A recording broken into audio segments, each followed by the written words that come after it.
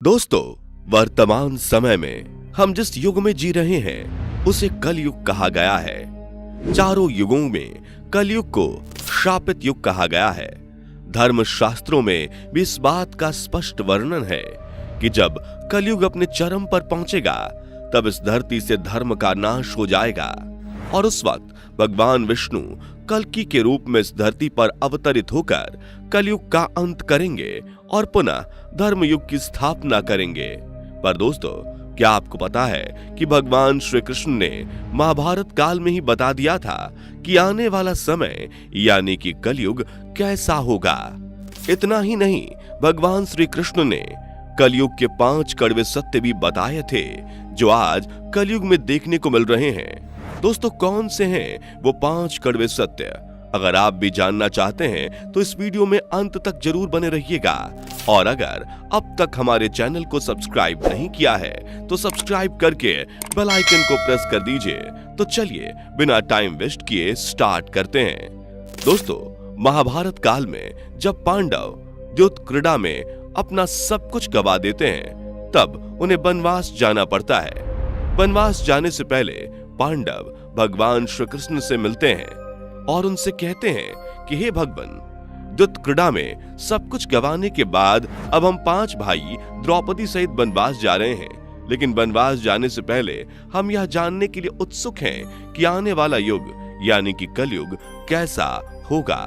उस समय के मनुष्य कैसे होंगे, लोगों के विचार कैसे होंगे और मोक्ष की प्राप्ति कैसे होगी। पांडवों के मुंह से ये सारी बातें सुनकर भगवान श्री कृष्ण थोड़ी देर सोच विचार करते हैं और फिर पांडवों से कहते हैं, पहले आप सभी वन जाइए और वन में जो कुछ भी आपको दिखाई दे वो मुझे आकर बताइए, तब मैं आपको इन सभी प्रश्नों का जवाब दूंगा। अब भगवान श्री कृष्ण के कहे अनुसार 5 पांडव भाई वन में चले गए और वन में जो कुछ भी उन्हें दिखाई दिया उसे देखकर वे हैरान रह गए। उन्हें अपनी आंखों पर यकीन नहीं हो रहा था। कुछ समय वन में बिताने के बाद वे सभी वापस से भगवान श्री कृष्ण के पास लौटते हैं, लेकिन इस बार पांडव के मस्तक पर शिकन था और वे किसी उलझन में पड़े हुए नजर आ रहे थे। जब भगवान श्री कृष्ण ने पांडवों की ऐसी दशा देखी तो उनसे रहा नहीं गया। भगवान ने कहा, आप सभी किस सोच विचार में मग्न हैं, हमें बताएं। अगर संभव होगा तो हम उसका समाधान अवश्य करेंगे। भगवान श्री कृष्ण के मुंह से यह बात सुनकर पांडव पुत्र धर्मराज युधिष्ठिर ने हाथ जोड़कर कहा, हे माधव, हमारी शंका वन में दिखे उन दृश्यों को लेकर है जिसकी कल्पना हमने सपने में भी नहीं की थी। इस पर भगवान श्री कृष्ण कहते हैं, आप सभी एक एक करके मुझे विस्तार से बताएं कि आपने वन में क्या देखा। इस पर युधिष्ठिर सबसे पहले कहते हैं, द्वारका नरेश, हम सभी पांडव भाई वन में पहुंचकर अलग अलग दिशाओं में भ्रमण के लिए निकल गए थे। जब मैं अकेले वन में भ्रमण कर रहा था तो मैंने वन में 2 सूंड वाले एक हाथी को देखा।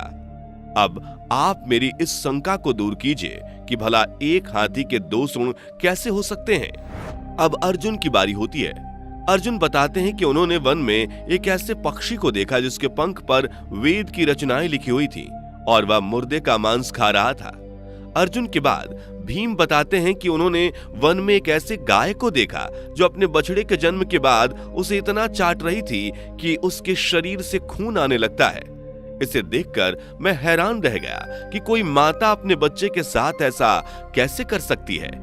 अब भगवान श्री कृष्ण सहदेव से पूछते हैं कि सहदेव, तुमने वन में क्या देखा। इस पर सहदेव बोलते हैं कि मैंने वन में एक जगह बहुत से कुएं को देखा, लेकिन हैरानी की बात यह थी कि जहां आसपास के सभी कुओं में पानी था वहीं बीच का कुआं पूरा खाली था। बीच का कुआं गहरा भी है फिर भी उसमें पानी नहीं है। ऐसा कैसे संभव है। अब नकुल आगे बताते हैं कि जब वे वन में भ्रमण कर रहे थे तब उन्होंने एक भारी चट्टान को पर्वत से लुढ़कते हुए देखा। वह चट्टान रास्ते में ना जाने कितनी ही विशाल वृक्ष और शिलाओं से टकराती है पर उसे कोई रोक नहीं पाता, लेकिन अंत में एक अत्यंत छोटे पौधे के स्पर्श से वह चट्टान रुक जाती है। अब युधिष्ठिर भगवान श्री कृष्ण से कहते हैं कि हे वसुदेव, हम भाइयों ने वन में जो कुछ भी देखा वह सारा विस्तार से आपको बता दिया। अब आप हमारी शंकाओं को दूर करते हुए इन सभी दृश्यों का अर्थ बताइए। इस पर भगवान श्री कृष्ण युधिष्ठिर से कहते हैं, धर्मराज, जैसा कि आपने बताया, आप 2 सूंड वाले हाथी को देखकर सोच में पड़ गए हैं। लेकिन धर्मराज, इसमें हैरान होने वाली बात नहीं है, क्योंकि कलयुग में ऐसे लोग ही राज्य करेंगे जो बोलेंगे कुछ और करेंगे कुछ और। इनके मन में कुछ और कर्म में कुछ और होगा। ये लोग शोषण करने का एक भी मौका हाथ से जाने नहीं देंगे। ये बस अपने हित की ही बात सोचेंगे। अब भगवान श्री कृष्ण अर्जुन से कहते हैं कि हे पांडुपुत्र अर्जुन, तुमने वन में एक ऐसे पक्षी को देखा जिसके पंखों पर वेद की ऋचाएं लिखी हुई थी, लेकिन वह मुर्दे का मांस खा रहा था। तो इसका मतलब यह है कि कलयुग में ऐसे ही लोग होंगे जो कहने को तो विद्वान ज्ञानी पुरुष कहलाएंगे, किंतु इनका आचरण राक्षसी होगा। उनके मन में यही होगा कि जल्दी किसी की मृत्यु हो और उसकी संपत्ति का मालिक वे खुद बन जाएं। कलयुग में मनुष्य के लिए सबसे ऊपर धन और संपत्ति होगा और बस कुछ गिने चुने शख्स ही वास्तविक संत होंगे। इसके अलावा कलयुग में ज्यादातर इंसान अपनों को ही ठग कर आगे बढ़ने के विचार में होंगे।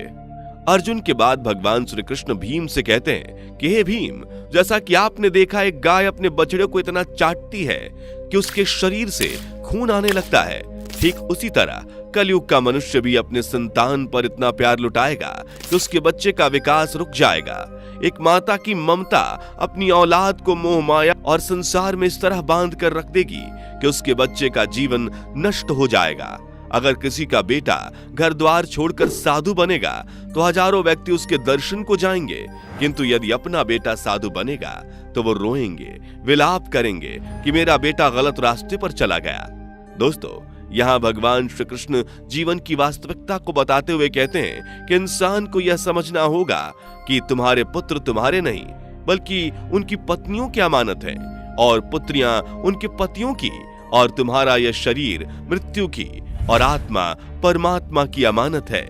भीम की जिज्ञासा को शांत करने के बाद भगवान श्री कृष्ण सहदेव से कहते हैं, सहदेव, जैसा कि तुमने वन में देखा कि एक साथ कई कुएं थे, लेकिन सिर्फ बीच वाला कुआं ही खाली था, जिसका मतलब यह है कि कलयुग में धनी व्यक्ति अपनी मन की खुशी के लिए अपने यहाँ विवाह उत्सवों में धन खर्च करेंगे, परंतु अपने आस पड़ोस किसी गरीब को देखकर उसकी मदद नहीं करेंगे, फिर चाहे वह गरीब उनका अपना सगा ही क्यों ना हो। अपनी मौज मस्ती के लिए, खुद को खुश रखने के लिए वे शराब, कबाब, फैशन और व्यसन में पैसे उड़ाएंगे, किंतु किसी के आंसू को पोंछना वे अपना कर्तव्य नहीं समझेंगे। कलयुग में अन्न तो होगा और धनी लोग उसका उपभोग भी करेंगे, लेकिन गरीब एक एक दाने के लिए तरसेंगे और ऐसे ही मर जाएंगे। भगवान श्री कृष्ण की यह सारी बातें सुनकर सहदेव थोड़े दुखी हो जाते हैं, लेकिन इस कटु सच के सामने वो क्या ही कर सकते थे। अब भगवान श्री कृष्ण नकुल से कहते हैं कि नकुल, जैसा कि तुमने वन में देखा, एक भारी चट्टान पर्वत से लुढ़ककर कई विशालकाय वृक्षों एवं शिलाओं से टकराती है, पर कोई भी उसे रोक नहीं पाता, लेकिन एक छोटे से पौधे का स्पर्श उस चट्टान को रोक देता है। इसका मतलब है कि कलयुग में मनुष्य की बुद्धि क्षीण होती जाएगी, उसके जीवन का पतन होगा, लेकिन उसके पतन को धन रूपी वृक्ष नहीं रोक पाएगा, पर हरि नाम रूपी एक छोटा सा पौधा व्यक्ति के जीवन का पतन रोकने के लिए सक्षम होगा। अतः कलयुग में हरि नाम ही मोक्ष का एकमात्र मार्ग होगा। अगर व्यक्ति धन का लालच छोड़कर भगवान की भक्ति में रम जाएगा, हरि नाम का जाप करेगा, तो निश्चय ही उसे कोई दुख तकलीफ नहीं होगा और मरने के बाद भी उसे भगवान के चरणों में जगह मिलेगी।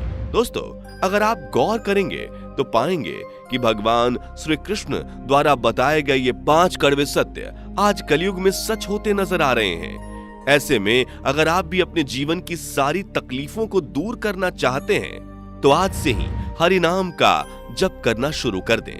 तो दोस्तों, इस वीडियो में फिलहाल इतना ही। उम्मीद है आपको आज की ये वीडियो पसंद आई होगी। अगर हाँ, तो वीडियो को लाइक करें और इस तरह के और भी अमेजिंग एंड इंटरेस्टिंग वीडियोस को देखते रहने के लिए चैनल को जरूर सब्सक्राइब कर लें। Thanks for watching.